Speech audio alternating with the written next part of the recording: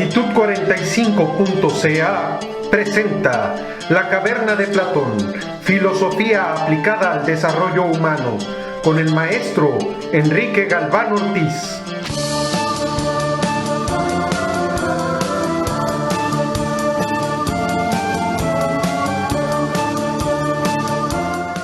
Muy buenas tardes, queridos amigos, encantados de reunirnos nuevamente este domingo 21 de febrero de 2016, a la hora de dar a luz, de ver la luz, de convertir en luz la inconsciente oscuridad, la hora del sonido de la tarde, cuando se escucha el crepúsculo de un día, de una semana, de un tiempo, y es la hora de preguntarnos por el yo, de preguntarnos por el vacío, por preguntarnos por el tiempo, por la esencia, la inmanencia, con la diferencia de la apariencia.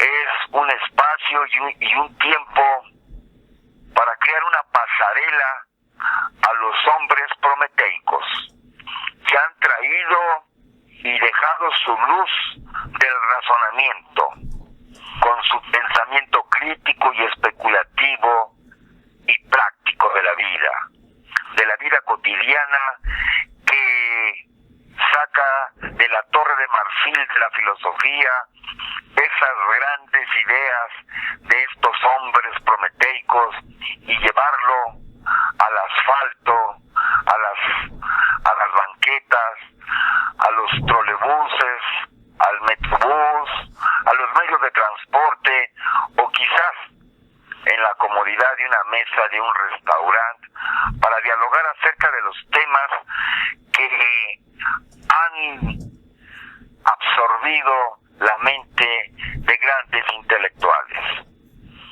Hoy tributamos admiración y respeto a un hombre en donde las noticias del mundo nos informan que acaba de fallecer. Antier fue el deceso de Humberto Eco, simbrando al arte y al mundo de la cultura. Por eso, en este momento, evocamos y convocamos su nombre para que nos acompañe desde su intelecto, desde su pensamiento, a el tema de esta tarde, porque indudablemente es un hombre que ha dejado historia en el curso del pensamiento, reconocido como uno de los grandes hombres intelectuales con mayor IQ, Intelligence Coefficient. Recibió doctorados honoris causa en 38 universidades del mundo, nada más. Tuvo el premio Príncipe de Asturias de Comunicación y Humanidades en el 2000 y fue nombrado Caballero de la Legión de Honor de Francia. En su país natal, la hermosa Italia, obtuvo casi todos los premios a los que puede aspirar un intelectual. La medalla de oro al mérito de la cultura y al arte, Caballero Gran Cruz de la Orden del Mérito de la República Italiana, y varias veces fue postulado a Premio Nobel de Literatura. Muchos hemos por lo menos visto la portada, otros hasta hojeado, y hay quien ha leído El péndulo de Foucault, La ida del día antes, que es una parábola kafkiana sobre la incertidumbre y la necesidad de respuestas. Bodolino, una novela picaresca. Y demás obras el mérito y el reconocimiento que hoy le tributamos. Tiene títulos tan interesantes que simplemente escucharlos, leerlos, poseen el imán y despiertan el interés para abordarlos. La estructura ausente, la forma y el contenido, el signo, tratado de semiótica general, el superhombre de masas, desde la periferia al imperio, la búsqueda de la lengua perfecta, Kant y el ornitorrinco, en fin, que poco podríamos decir en este momento ante la monumental obra de este insigne hombre. Humberto Eco fue integrante del Foro de Sabios de la Mesa del Consejo Ejecutivo de la UNESCO. Recibió muchos reconocimientos, de tal suerte que es saturar de detalles, de informes, pero como decimos en la caverna de Platón, conozcámoslos por sus obras. Por sus obras los conoceremos y vemos qué nos deja en nuestras vidas, porque al final de cuentas, hacer un recuento de su currículum, ¿qué tiene que ver en este momento con el hombre de la calle? Con el hombre ordinario que quizás nunca ha escuchado su nombre y que podría resultar aburrido mencionar los títulos y los temas de sus novelas y de sus ensayos. Y tocaremos para ver que Humberto Eco tiene que ver con mi vida. Solo menciono que él, junto con Stephen Hawking, Noam Chomsky, dicen las autoridades mundiales que son de los cerebros con mayor inteligencia en el mundo, de los que estaban vivos. Hoy ha pasado a otra dimensión. Y como lingüista y creador de la semiótica, tiene que ver con lo que hablamos hace 8 días de la lectura. Ahorita tiene mucho auge en la República Mexicana ferias de libro. Parece ser que las políticas culturales están dándole impulso a la lectura y en buena hora. Pero ¿qué se está haciendo con tantas ferias de libros infantiles, de libros especializados, en donde se promueven ofertas para la adquisición de libros? Pareciera ser que ha llegado el momento de aceptar la propuesta de tener una biblioteca individual, familiar, doméstica.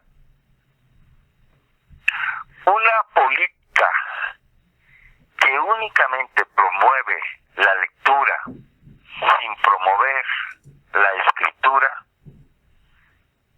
lo único que demuestra es que hay una mercadotecnia, quiere vender libros, lo que le interesa es la comercialización, hacer el conocimiento una mercancía y ya hecho producto, tenerlo a la vista de consumidores, de tal suerte que hay ofertas, hay novedades, hay conferencias espectaculares, hay una serie de actividades para convocar a un mercado potencial donde se le ofertan talleres, diplomados, cursos para que muerdan la carnada.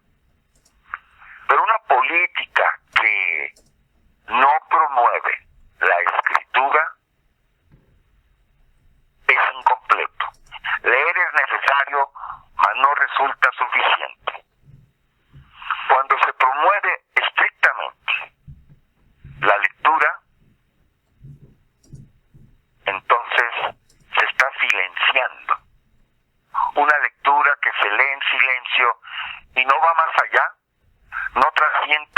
la palabra escrita está silenciando a los lectores, silenciando a un pueblo que renuncia a la educación. Renunciar a la escritura es silenciar las mentes y los labios. Y esa renuncia a la educación es renunciar a tener en un pueblo hombres libres. Parece ser que es la causa por la cual se dan estas situaciones. ¿De qué sirve una Ciudad de México? Porque ahora ya no es Distrito Federal, ahora es Ciudad de México, donde hay día a día un nuevo museo. Pareciera ser que las estadísticas de los museos prueban que se está fomentando el arte, la ciencia, la tecnología, las técnicas, la filosofía, el saber. Pero un auditorio, un público, un pueblo que va a museos, pero no escribe, pues simplemente va a ver y a leer letreros. Pero ¿cómo puede apreciar el arte de una pintura, de una escultura, del tema de ese museo?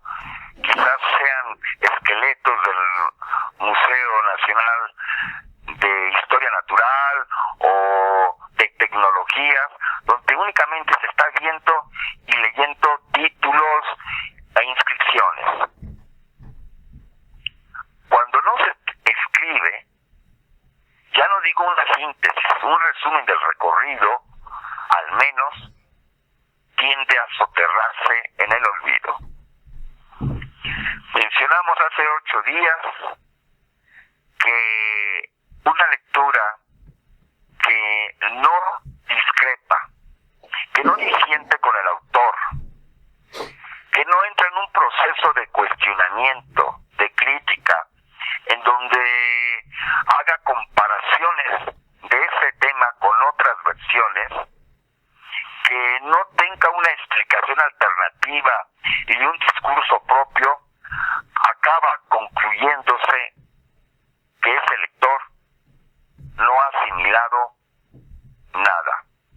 Aunque haya leído a los clásicos, aunque tenga en sus manos títulos recomendados por la crítica mundial, cuando no se entra en ese proceso de la escritura, se pierde gran cantidad de la intención del autor.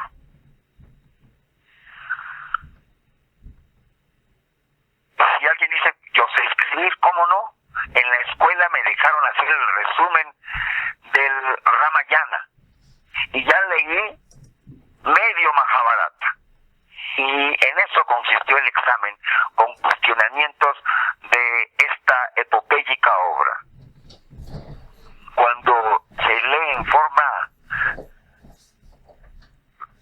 compulsiva porque el tiempo del examen se acerca, se satura y queda allí una información para responder un examen. Y lo más probable es que pasado unos días, unas semanas, se haya olvidado la mayor parte de lo que se leyó. En donde el único recurso es, a través de la memoria, recordar datos generales. No, si yo sí escribo, bueno, ¿qué escribes? Pues el directorio de todos mis amigos, recados, la lista para ir al mercado. Cada vez que voy al almacén, a la tienda, escribo todas mis compras, hago las cuentas de consumo. Eso es lo que dice únicamente que estoy alfabetizado, que puedo hilar letras sueltas, sílabas, palabras, y quizás tenga nociones de una sintaxis para redactar. Pero eso no es escribir. Escribir necesariamente incursiona en el ámbito de entrar en un proceso que entrene para este noble arte de la escritura, porque es una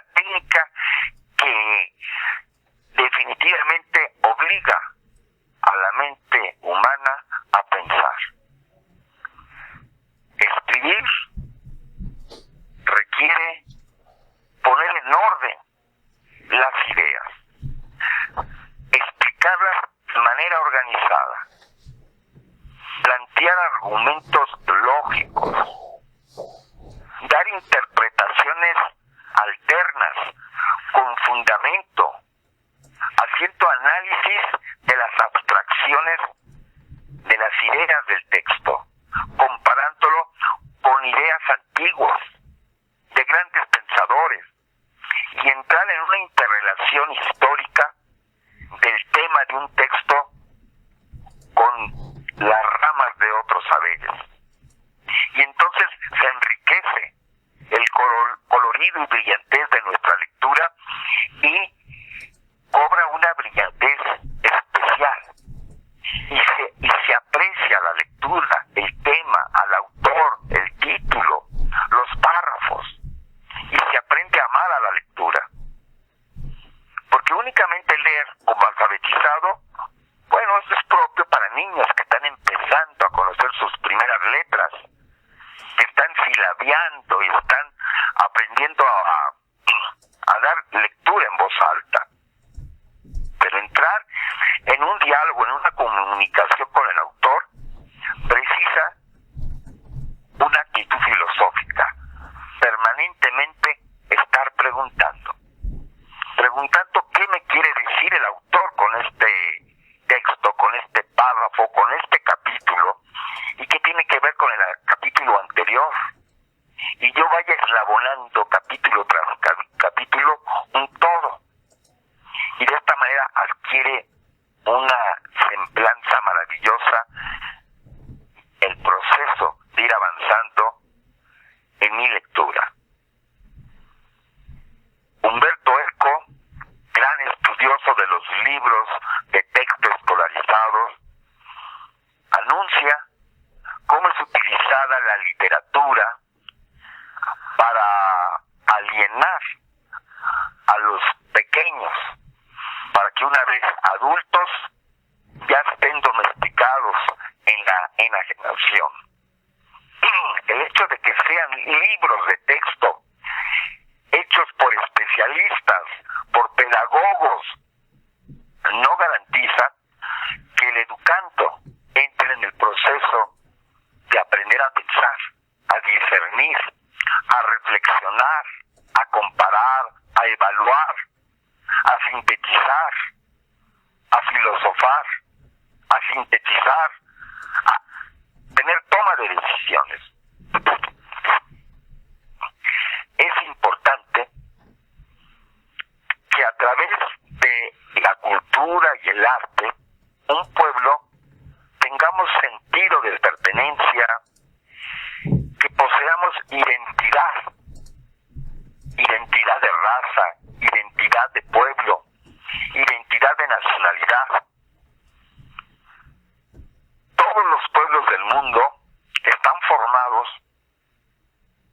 por grupos sociales, por pequeños pueblos que cada uno de ellos tiene sus propias costumbres y tradiciones, sus usos culturales en el arte, en su filosofía, en sus hábitos, en su moda, en su alimentación, y ahí lo reflejan en su palabra.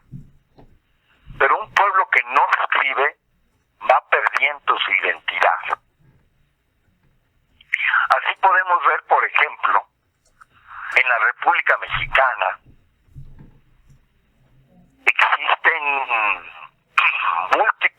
múltiples pueblos, como los nahuas, mayas, zapotecas, mixtecas, chinantecas, mazatecas, otomís, totonacas, tzotziles, celtales, mazaguas, huastecos, purépechas, mijes, tarahumaras, huirraricas, coras, yaquis, tepehuanes, seris, en fin, son docenas y docenas de pueblos que todavía hace algunas décadas podíamos diferenciarlos por sus sombreros o por sus guaraches, por sus calzones, porque la moda estaba bien definida, por sus dietas, su gastronomía se distinguía distinguía de una a otra región. Sus artesanías en la alfarería, en el tejido, en muchas actividades que realizaban con el vidrio soplado, con las láminas, con el metal fundido o forjado, con sus pinturas, con materiales propios como la mecatería, con recursos que eran elementos de su medio ambiente, y con eso se hacía el arte, pero en forma despreciativa, despectiva, peyorativa. No decimos que es arte. Arte es lo que se hace en Europa. Aquí en estas tierras lo único que existe son artesanías, porque parece que los nativos que pertenecemos a estas tierras somos incapaces de producir arte, y lo que producimos son, cuando mucho, obras de artesanía. Y a través de la palabra podemos encontrar cultura, arte e identidad, porque a través de estas manifestaciones hay una filosofía que expresa la visión que tienen los pueblos en cada zona, en donde desde antaño sabían que poseían una vocación y una misión como pueblos, como seres humanos, y esas historias fueron borradas por el conquistador, si es que así le queremos llamar, porque hay quienes llaman que eran invasores que saquearon nuestras riquezas, violaron a nuestras abuelas, asesinaron a nuestros abuelos y cometieron un culticidio al derribar los muros, las columnas en donde había inscripciones. Desaparecieron, quemaron o exportaron nuestro saber, que los tlacuilos o escritores mexicas habían impreso, y que quizás estarán en los archivos secretos de tierras lejanas. El caso práctico es que para el pueblo han desaparecido todas las manifestaciones culturales de los abuelos de nuestros abuelos, y que lo que se ha conservado es a través de la tradición oral, porque la palabra escrita no nos queda ningún registro. Y abocarse, ir a la sierra con el hombre de la montaña, con el hombre del desierto, con el hombre de la costa, con los hombres del altiplano, y a través de dialogar, de convivir con las tradiciones, vamos descubriendo y quizás rescatando algo de lo que nuestros pueblos manejaban en el ámbito filosófico, artístico y cultural, que es la manera de aún, de a través del tiempo, escribir algo que allí estaba y que ahora ha desaparecido y está soterrado en el olvido, y ya no pertenece a las nuevas generaciones como un orgullo cultural. Por ejemplo, para los purépechas, erróneamente llamados tarascos,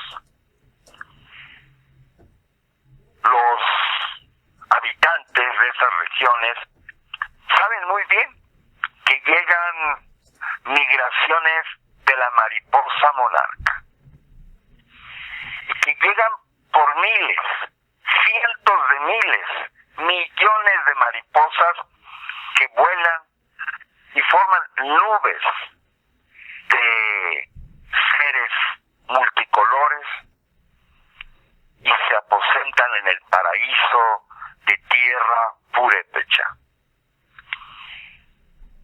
Y dicen que vienen de visita, porque en esas mariposas vienen las almas de nuestros difuntos.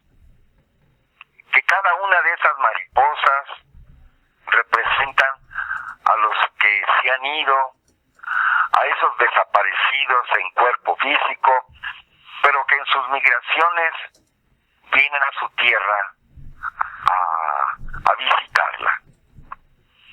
Por eso cada año la tradición les pone altares y se llama santuario de la mariposa monarca, porque dicen santuario, pero ¿por qué santuario? Como si fuera un término exquisito literario, como metáfora. No es ninguna figura de dicción.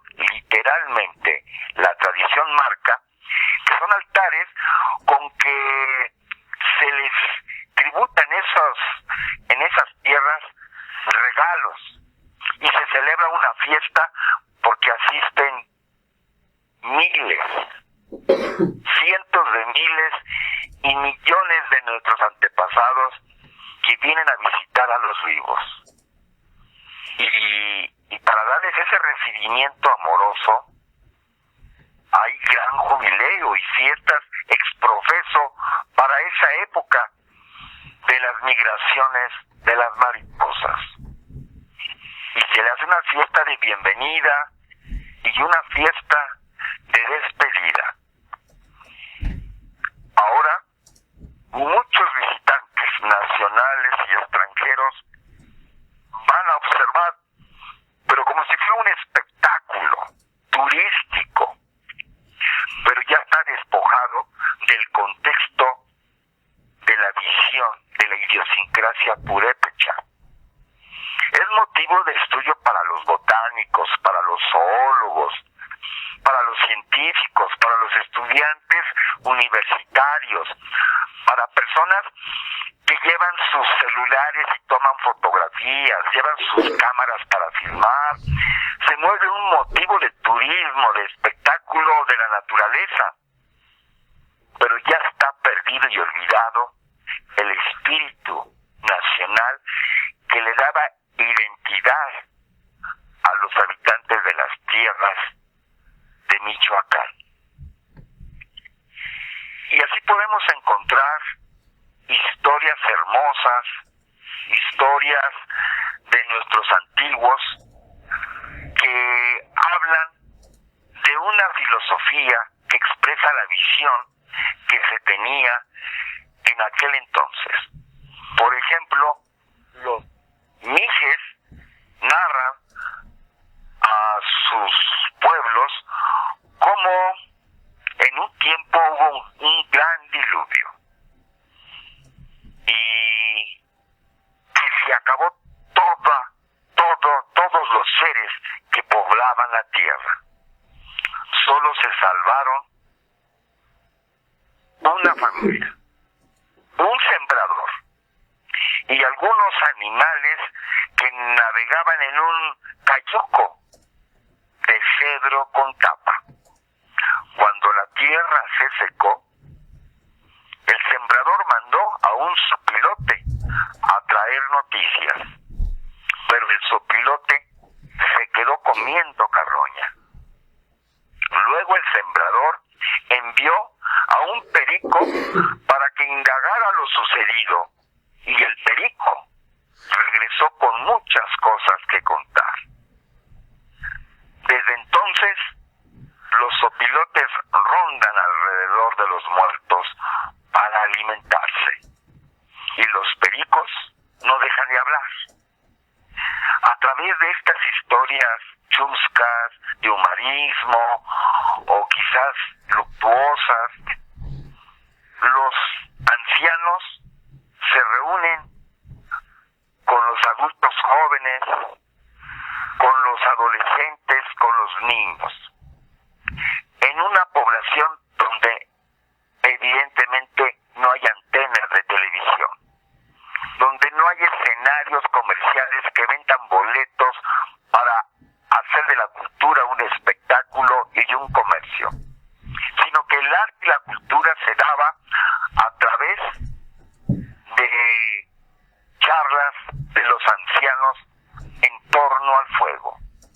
Una vez que llegaba el crepúsculo, a la hora que empieza precisamente este programa, La Caverna de Platón, llegando los pobladores a sus aldeas, a sus pueblos, a sus tiendas de campaña, a sus jacales, a sus aposentos, y una vez que hubieron merendado, se iban al centro de la aldea, al centro del campamento, en donde estaba el gran líder, el gran jefe, la cabeza de esa tribu. Y en torno al fuego se iban sumando los niños, que eran los primeros que llegaban y que estaban hasta adelante. Después los jovencitos, los adolescentes más grandes iban siguiendo.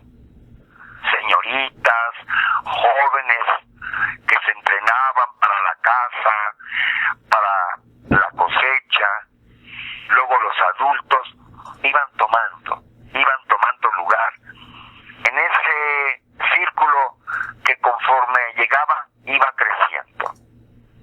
Entonces el cabeza guía, que conservaba la tradición, iba comunicando estas historias al pueblo. En lugar de que hubiera comerciales anunciando productos para consumir, eran historias que iban imbuyendo y sembrando en el consciente y subconsciente ciertos relatos que le dan identidad a la tribu de esa región.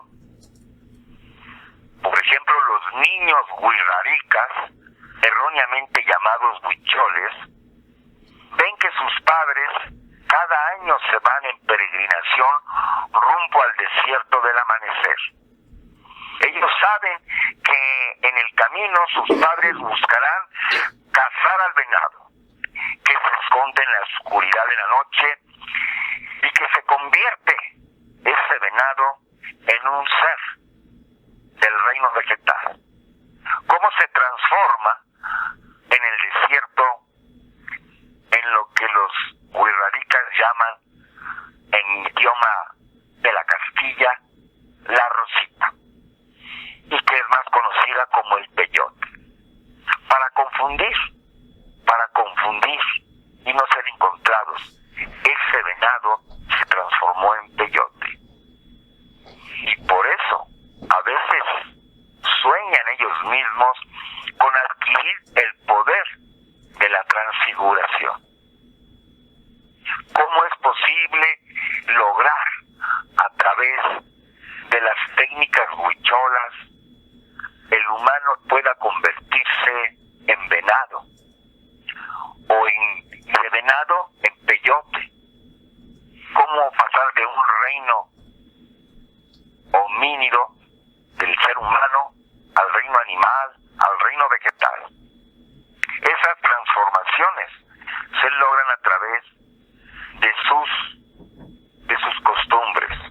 Y hay muchas historias para lograr ocultarse de ciertas fuerzas cuando hay peligro. Y para descubrir cómo se ve la vida con los ojos de la naturaleza, hay que vivir en la naturaleza y escuchar las historias de la naturaleza, porque los hombres de la naturaleza dialogan, conviven y narran con los seres del reino vegetal, del reino animal, y lo vuelven arte. Aunque el hombre blanco, ojiazul, rubio, digan que son leyendas y cuentos. Los niños mazahuas quieren mucho a los venados, y es que sus antepasados tenían cuerpo de humano, pero cabeza de venado, y siempre los acechaban los coyotes, que entonces no sabían aullar. Pero llegó un día en que los hombres venado se cansaron del miedo y se organizaron en tribus para matar al coyote. Y cuando lo lograron, lo enterraron en el monte para escarmiento de los de su raza, que desde entonces aúllan por el dolor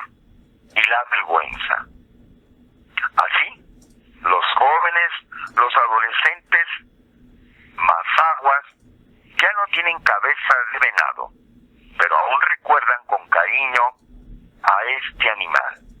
Y por eso lo llevan bordado en su ropa, en sus trajes.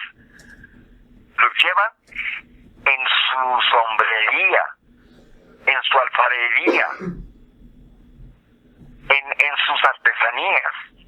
Y también por eso, cuando tienen miedo, sienten que el venado se apodera de su cuerpo. Porque podríamos decir en términos urbanos, en términos del siglo XXI, toman poder, cobran fuerza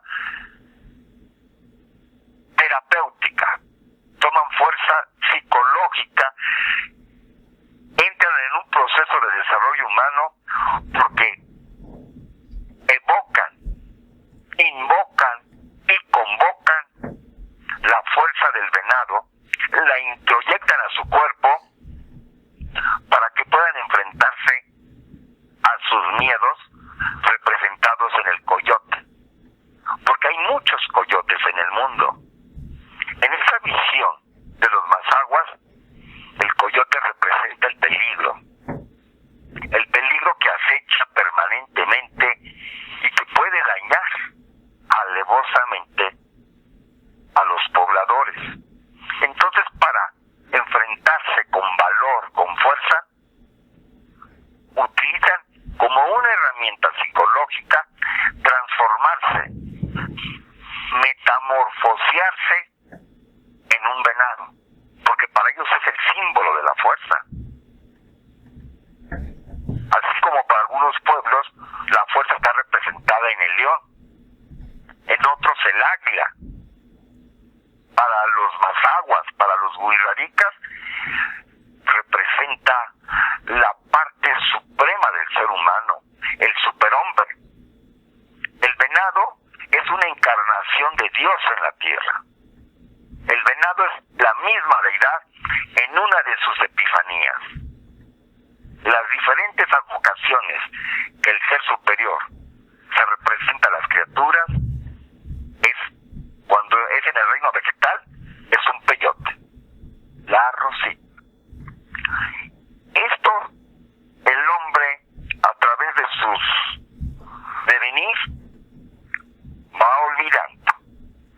Y llega a los jóvenes de la ciudad, llega a los jóvenes universitarios de cualquier barrio urbano, y lo que ven es el atractivo que ahora ya está alterado, modificado, y lo ven como una droga,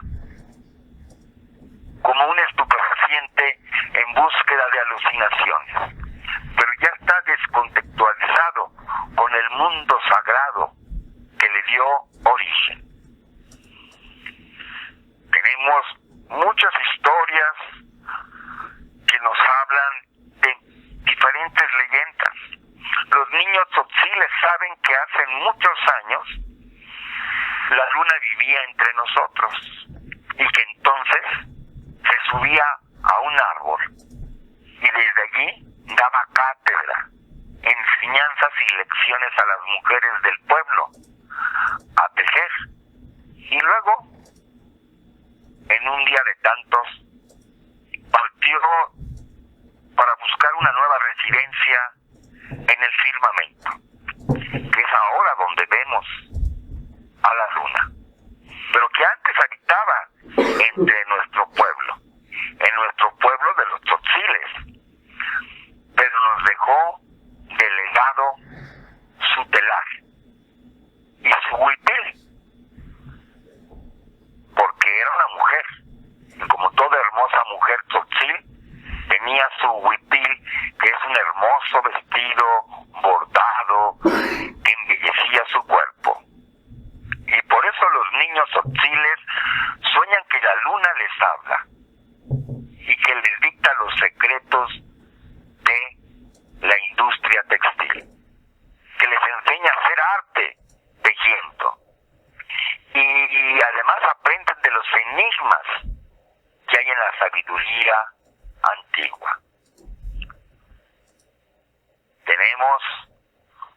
muchas historias, leyendas, como los griegos o los romanos tenían su mitología, pero claro, como ellos son europeos, les llamamos mitología. Lo que hay en esta tierra, los europeos le llaman cuentos. Y como cuentos se quedan y van perdiendo fuerza, van perdiendo vigencia, y hasta hay quien se avergüenza de tener por herencia esta tradición. Pero ¿qué diferencia hay entre esta y los mitos de Medio Oriente o de Extremo Oriente? Son muy parecidos. Hay alguna diferencia, como el que hablamos del diluvio. O ¿quién no conoce el mito del Génesis de los mitos semitas? Y que ahora en la teología moderna que se enseña en las universidades teologales, hablan del monofisismo. Ese monofisismo, que es un nombre técnico y que al pueblo católico no le enseña, pero que cualquier estudiante de un seminario sabe perfectamente que es la explicación del origen de la humanidad a partir de una pareja humana. Y que en el Génesis, adjudicado a Moisés, se habla de un árbol, de la serpiente, de la manzana, historia que tú muy bien conoces. Pero aquí en estas tierras, en las tierras del Imperio Maya, tenemos el Chilam Balam de Chumayel, que es el libro de la creación y que explica cuál fue el origen de la humanidad. Y también en Oriente, los chinos, los japoneses, en Filipinas, en Corea, son pueblos que manejan una cosmovisión, una teogonía, una antropogonía, de la cual poco a poco se ha ido difuminando hasta hacerla desaparecer. Pero los niños mayas saben que los seres humanos fuimos hechos del maíz, porque así lo dice el Chilam Balam de Chumayel, que las mazorcas nos dan fortaleza para trabajar porque somos hijos del maíz, y que de su generosidad los seres humanos, los niños, aprendemos a ser agradecidos con el maíz. Pero no todo es lindo, porque cuando surge la adversidad es cuando viene el calor, y los niños mayas tienen sensaciones en su cuerpo porque el maíz se vuelve tortilla. Así van explicando su visión que tienen de la vida. Si quitamos estas historias a nuestros hijos, si los hijos de nuestros hijos, nuestros nietos, no les dejamos conocer estas historias, entonces lo que estamos teniendo, hijos y nietos que no tienen identidad de mexicanidad. Tenemos, como decía Carlos Monsiváis, niños americanos con actas de nacimiento de mexicanos. Lo que te hace mexicano no es un documento. Lo que te hace mexicano no es el artículo 1 de la Constitución Política de los Estados Unidos Mexicanos, que por un decreto, por una bula del constituyente, diga que todo individuo que nace en tierra nacional, por ese simple hecho, es mexicano. No es entrar en los juegos de la especulación jurídica. Lo que te hace mexicano es el vivir tus tradiciones. Lo que te hace mexicano es comer de la dieta de los mexicanos. Lo que te hace mexicano es vivir las costumbres de estas tradiciones. Entender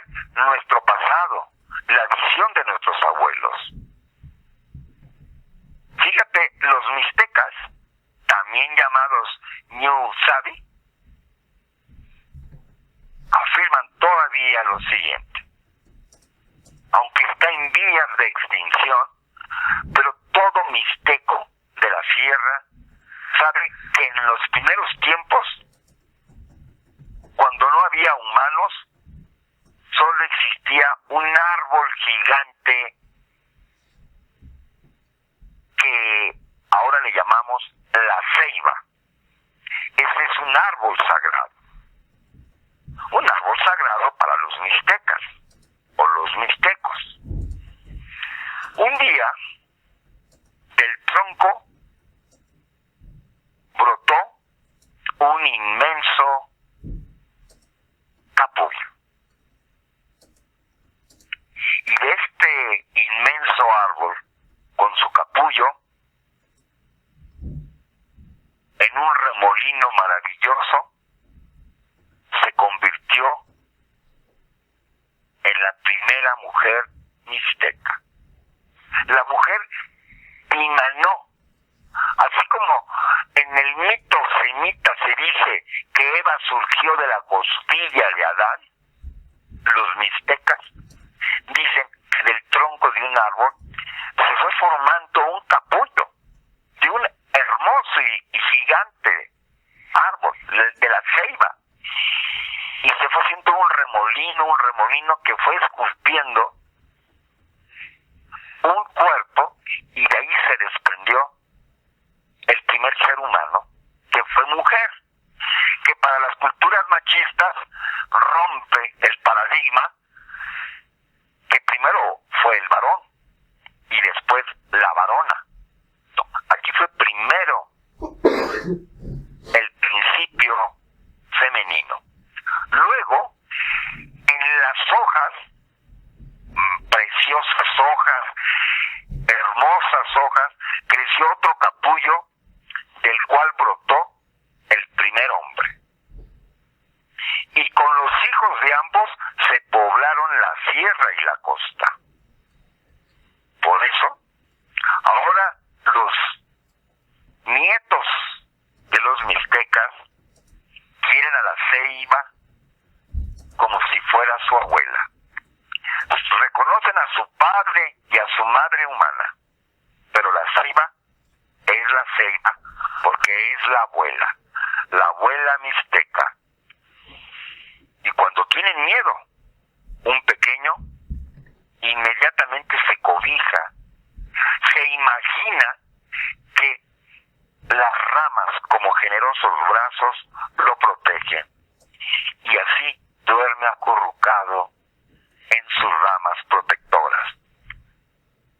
Y que la ceiba es esa fuerza de la naturaleza que protege con una mano, con un abrazo generoso.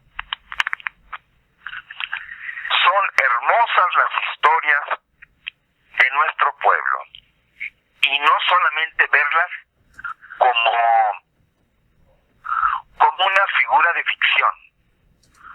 Más allá del arte literario que hay en esos cuentos, también podemos verlo desde el contexto político y social, que es lo que conforma una identidad de raza, una identidad de pueblo,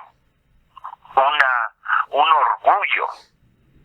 orgullo de ser hijos del maíz. Porque están los hijos del trigo, están los hijos del arroz, están los hijos de la cebada. Pero en esta tierra del altiplano mesoamericano, en el imperio mexica, Tenochca, el imperio maya, todos somos la raza de bronce originados en la gestación, en el embrión, en la semilla del maíz. Cuando a un pueblo lo despojas de estas leyendas, entonces está perdiendo su identidad. Y además, si le creas un himno nacional con la musicalización de un catalán que nunca vivió en México, que fue entonado la letra con una alemana que fue la primera que cantó el himno nacional mexicano, no lo cantó una voz mexicana, en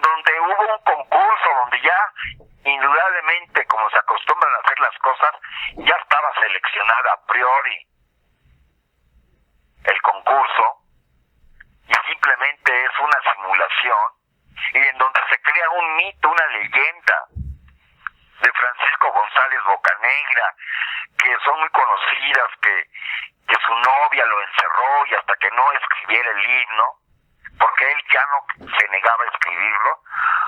Bueno, se valen los mitos, estamos llenos de mitos cívicos, de mitos patriotas, de mitos de filosofía política, que lo único que hacen es decir, qué cosas pasaron. Esas no son anécdotas, son las leyendas de las doctrinas políticas. Pero una cosa son esas creadas y otras son las vernáculas, que se pierden en la noche de los tiempos y que fueron creados, incunados en esta tierra. Estos cuentos que acabamos de compartir surgen de la misma población y no son mitos que se crean con una autoría y que tienen una intencionalidad. Por eso Humberto Eco, que invitamos con mucho afecto al diván de los filósofos, dice cómo la historia y cómo el arte puede ser un instrumento de desarrollo, de crecimiento, de superación, o puede ser un medio para controlar a los seres humanos. Porque ahora no se necesita para controlar a militares que estén amenazando directamente con un arma a un pueblo, sino quien controla la mente de un pueblo, controla a ese pueblo. En donde se coloniza la subjetividad y el subconsciente de una población. Por eso es importante la lectura y la escritura. Un lector que no escribe, queda incompleto el proceso. El proceso de liberación nos manifiesta Humberto Eco, creador de la semiótica, genio de la inteligencia verbal, pedagogo, maestro universitario, catedrático de grandes ponencias magistrales, dice que la historia, la literatura, es un medio de liberación o un medio de control, de manipulación. Todo depende cómo se aplique. Por eso es muy importante para una fuerza qué hacer con la cultura. Si quieres descubrir la autenticidad de un gobierno, de las autoridades, observa sus políticas educativas. Allí, esas no fallan. Su discurso, pueden decir lo que quieran, pero la verdad lo encuentras en las políticas educativas que se dan a un pueblo. ¿Cómo trata a sus maestros? ¿Les da la consideración que se merece? Corea apostó al magisterio, a la pedagogía, al proceso de enseñanza-aprendizaje después de la Segunda Guerra Mundial, y ahí vemos a las dos Coreas. Hace unos años vino a México el milagro, el que hizo el milagro hindú. Ahorita les digo su nombre.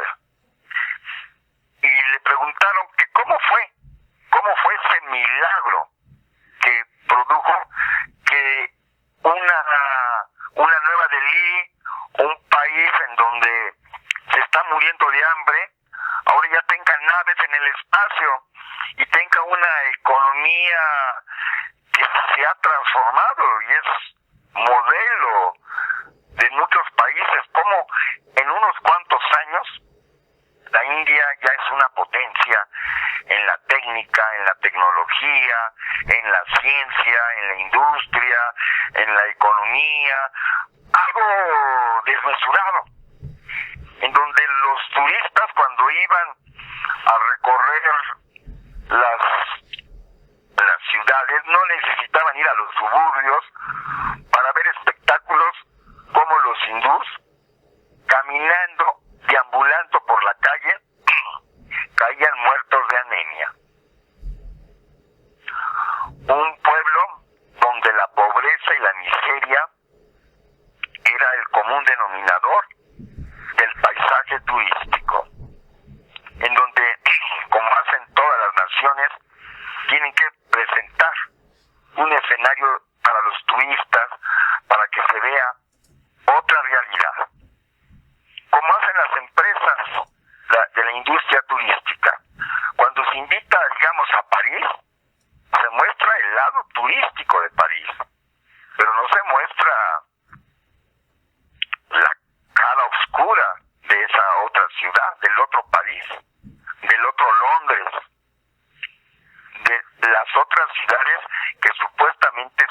modelos de progreso.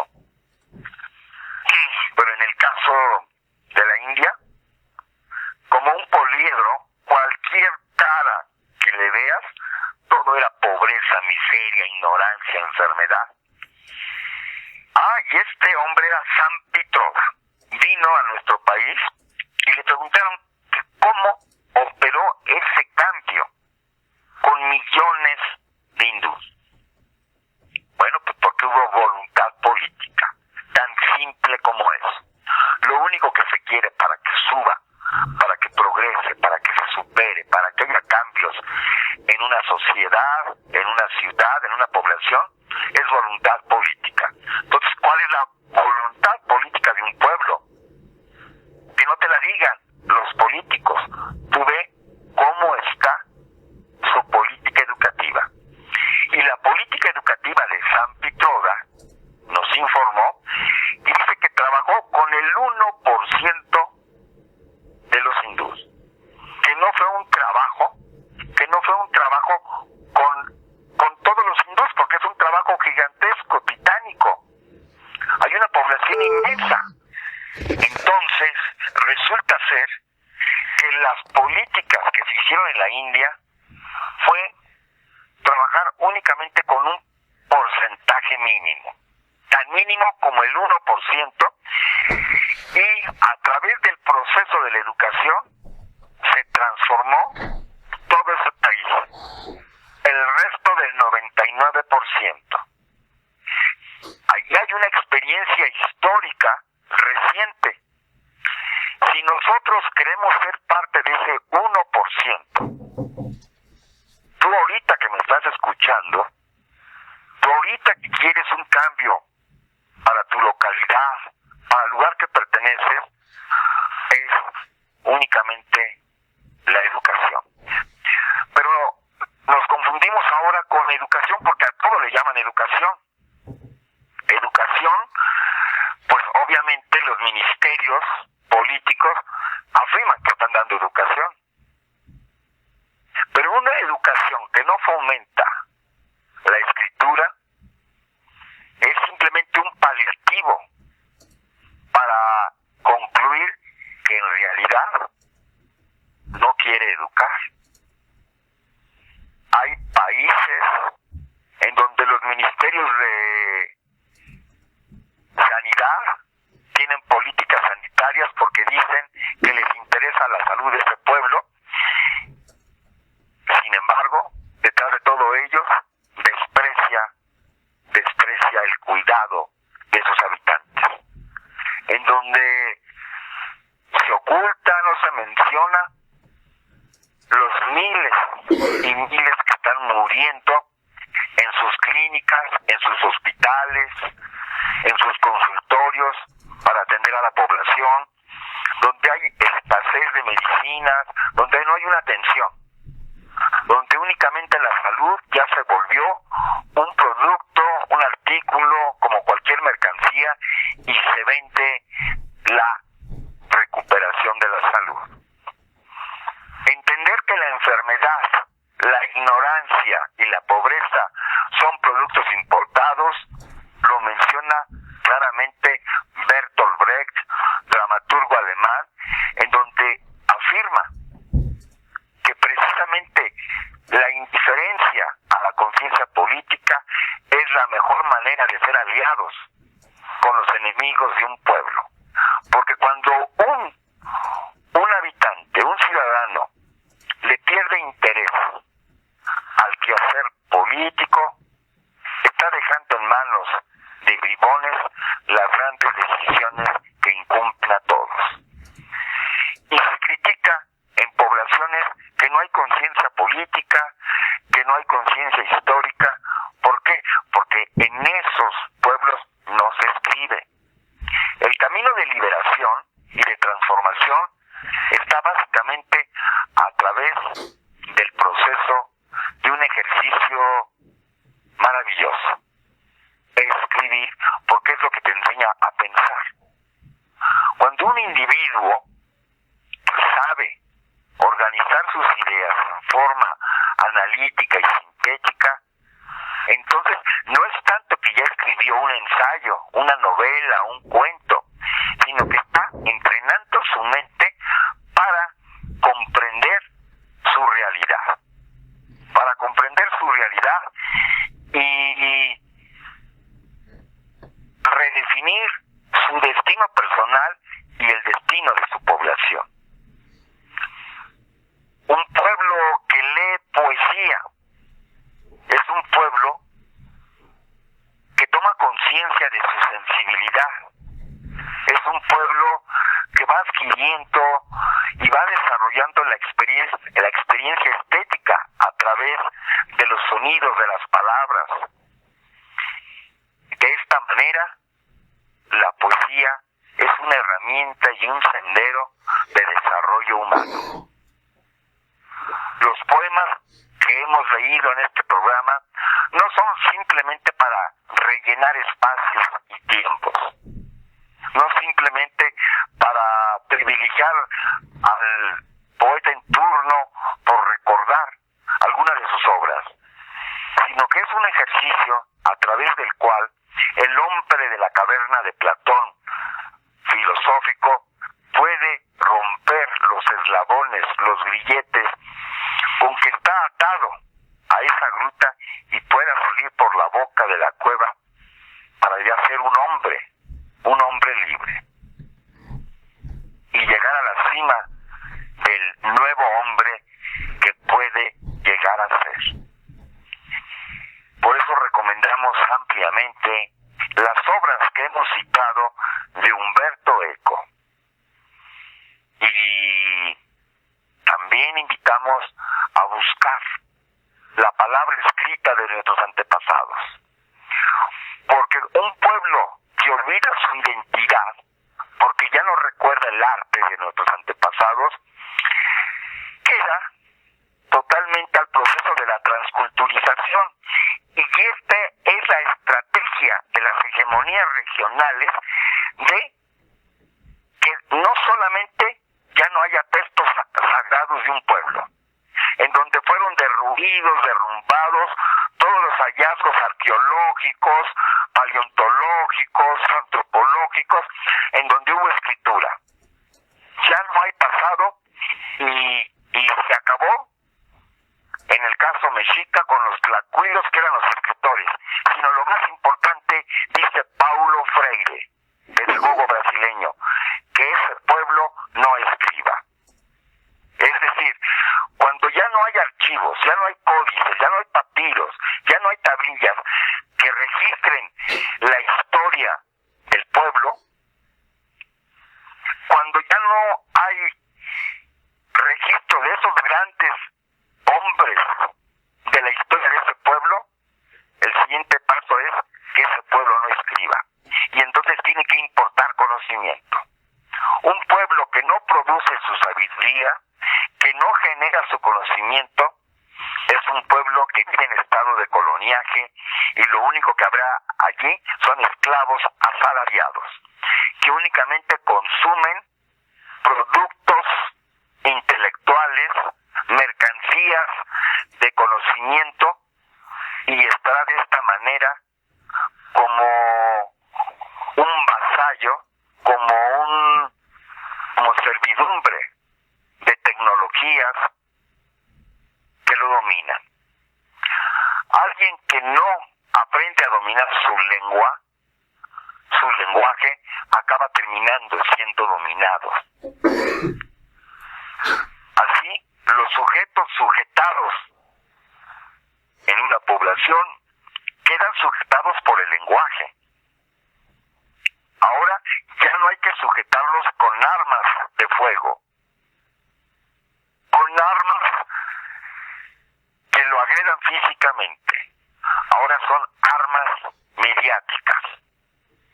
Un muchacho, estudiante, universitario, si tiene que buscar un tema escolar, pues ya, simplemente con que vaya a Google, a Wikipedia o a cualquier buscador, ahí va a encontrar cientos de miles, hasta millones de fuentes para buscar el tema le ocurrió, el que le dejaron de tarea. Ya el problema ya no es encontrar información. Ahora vivimos en la época que estamos sobresaturados de información, que resulta imposible abrevar de toda ella, y ya no se sabe por cuál empezar, porque hay demasiada, y es tanta que está revuelta mucha información verídica con errónea. Y aprender a discriminar no es posible cuando no se aprende a analizar, a comparar y a evaluar. Y ya ahora la palabra del Señor se llama Google. Ya los textos sagrados han sido suplantados porque la autoridad suprema, el libro sagrado, se llama Wikipedia, o cualquiera de las fuentes de información mediática, informática. Allí queda, porque si apareció en la pantalla es que es verdadera. Aprender a discriminar y darnos cuenta que allí está plagado de mentiras, y yo que me entrene en esa posibilidad de desenmascarar las intenciones de aquellos que pusieron esta información, solamente lo puede hacer el hombre pensante. Por eso Humberto Eco resulta muy oportuno mencionarlo, que junto con Antón Semyonovich Makarenko, Paulo Freire, personas que son como el Faro de Alejandría. Y curiosamente nació en Alessandria, ciudad italiana, Humberto Eco. Como Faro de Alejandría va iluminando al razonamiento. Por eso Emmanuel Kant tiene una versión importantísima de cómo entender este proceso que dio mucha luz a la psicología posterior, porque la psicología del siglo XX surge pues obviamente de la filosofía, y uno de esos grandes saberes pues está precisamente en Emmanuel Kant en el siglo XVIII, que es anterior a todos los investigadores que emanan del psicoanálisis. Podemos entender mucho del comportamiento del ser humano en Crítica de la razón pura, en donde explicamos hace 8 días que crítica no es en la acepción de desvalorar, de juzgar, sino es un término que se utiliza como conocimiento de la razón pura.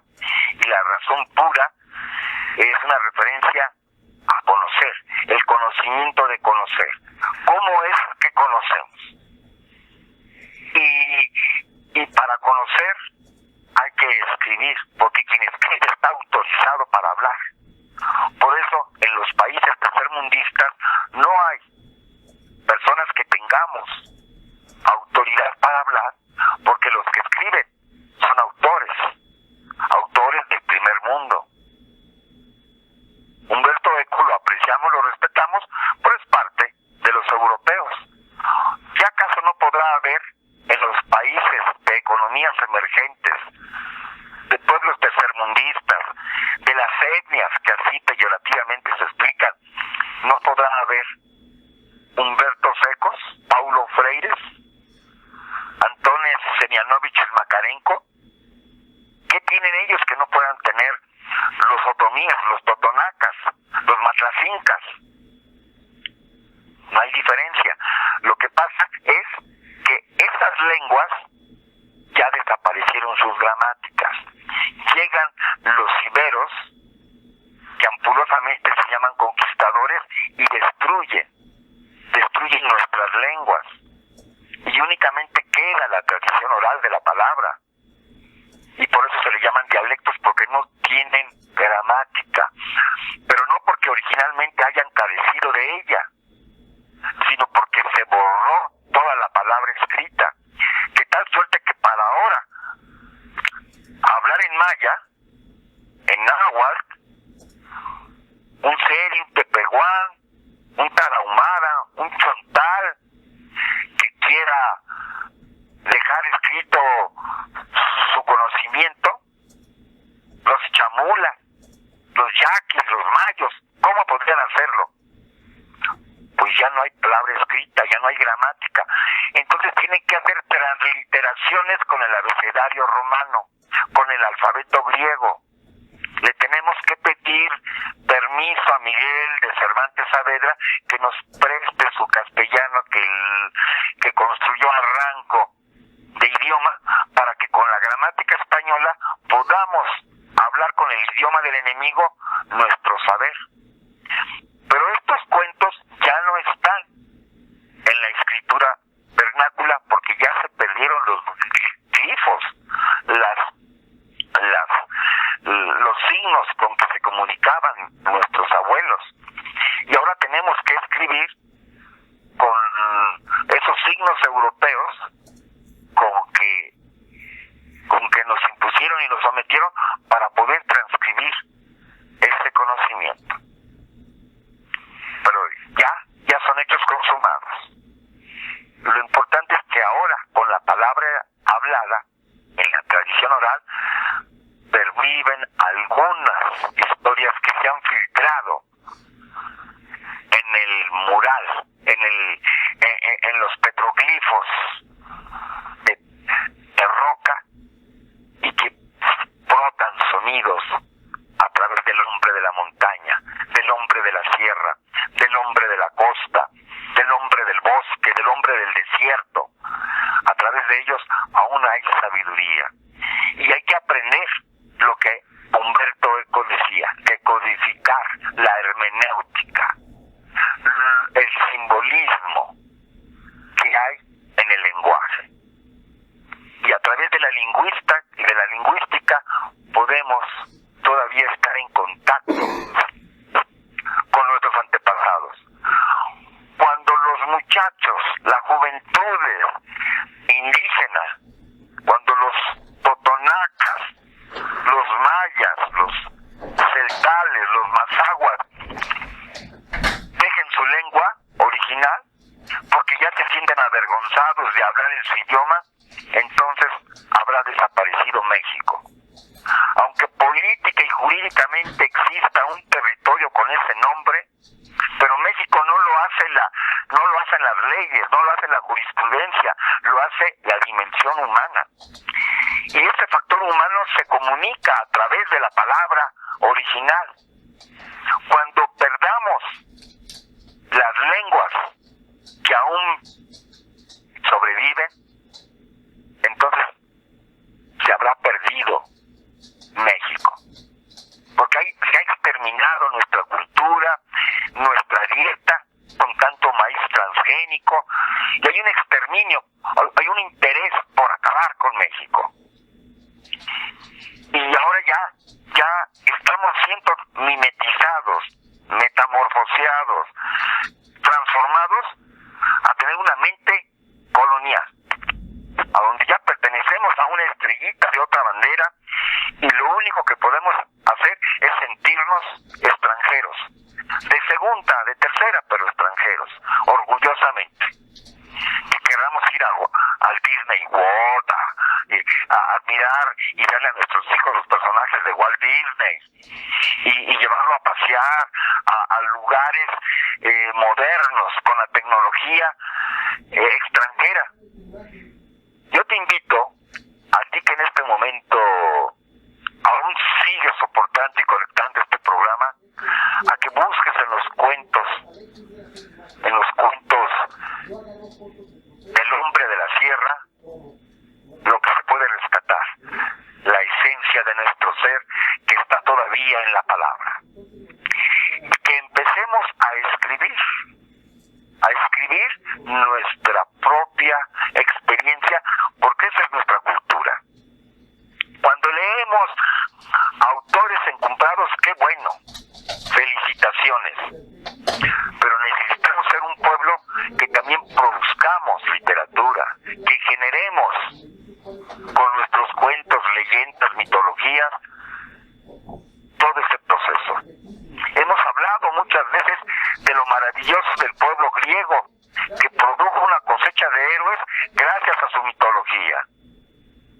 Nosotros no tenemos mitologías, nos llaman cultitos. Bueno, hagamos y engrandezcamos esas mitologías desde nuestra visión del mexicano del siglo XXI. Bien amigos, agradecemos la presencia de Humberto Eco, porque ya se va. Gracias a él nos inspiramos, nos dejó el viernes en este planeta, pero ahora vino a la caverna de Platón a platicar con los amigos y a invitarnos que el hombre libre es aquel que piensa. El hombre que piensa es el que escribe. El hombre que escribe es aquel que tiene orgullo de raza, identidad de pueblo. Entonces, rescatar nuestra identidad y estar orgullosos de lo que somos y expresar nuestra esencia a través de la palabra escrita, a través de la palabra hablada y a través de la palabra viva, es como surgiremos como hombres libres. Porque un hombre que no tiene libertad no es hombre, es una simulación, un robot, una manada humana en cuyo rebaño es conducido por los que tienen intereses del poder político. La liberación está en la palabra escrita. En buena hora, Humberto Eco, porque los mexicanos, como raza del maíz, tenemos literatura, tenemos palabra, y cuando nosotros tengamos nuestra palabra escrita, tendremos el derecho de ser hombres para hablar. Si no hemos escrito, no podemos comunicar nuestra palabra, porque la palabra hablada requiere del bosquejo, del diseño, de escribir. Como decía Jorge Luis Borges, 10% es inspiración, 90% es transpiración. Hay que escribir y reescribir y pulir la palabra escrita para que tengamos, como los grandes hombres de Europa, de Oriente, de Medio Oriente, que hablan, también nosotros tenemos que aportar al mundo lo que ahora el hombre del siglo XXI puede hacer. Pero si no escribimos, no tendremos autoridad para hablar. El hombre que escribe palabra que tiene escrita en su sangre y después lo lleva a la tinta química, entonces ya puede ser oído. Nos despedimos con palabras como siempre lo hacemos. Auf Wiedersehen en alemán, que quiere decir hasta la vista. Au revoir, arrivederci, ciao bambino. Hasta la vista, mi querido Mauro Huerta. Un abrazo a todos los amigos. Gracias, mi querido Quique. Hasta dentro de 8 días. Bye. La caverna de Platón, filosofía aplicada al desarrollo humano, con el maestro Enrique Galván Ortiz.